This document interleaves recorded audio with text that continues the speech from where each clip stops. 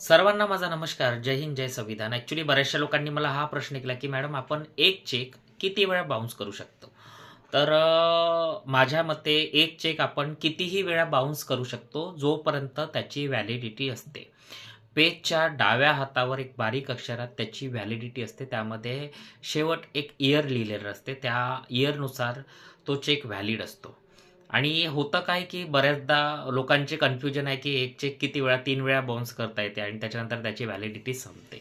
अशा प्रकारचं कुठलाही तुम्ही गैरसमज बाळगू नका. कुठलाही चेक कितीही वेळा बाउन्स करू शकता तुम्ही, फक्त त्याची व्हॅलिडिटी बघून. ॲक्च्युली चेक हे जे इन्स्ट्रुमेंट आहे ते निगोशिएबल इन्स्ट्रुमेंट ॲक्ट 1981च्या काही सेक्शन्सनुसार एक ऑथराइज्ड निगोशिएबल इन्स्ट्रुमेंट मानला गेलेला आहे. आणि चेक कसं असतं, चेक म्हणजे एक प्रकारचे पैसे. म्हणजे जर तुम्ही कोणाकडनं काही पैसे उधार घेतलेले आहे आणि त्यांना परत करायचं आहे, आपण पैशाऐवजी नेहमी चेक परत करत असतो. तर चेक म्हणजे एक प्रकारचे पैसे. आपण त्याला ही हमी देत असतो, की तुम्हाला आम्ही या तारखेला हे एवढे पैसे द्यायला तयार आहोत. आता बऱ्याचदा होतं काय, की लोकांचा व्यवहार लाखो रुपयाचा असतो आणि लाखो रुपयांच्या व्यवहारामध्ये त्यांना एवढी कॅश परत करणं पॉसिबल नसते. तर तिथे कुठेतरी लोकं तुम्हाला चेकची देवाण-घेवाण करून देत असतात.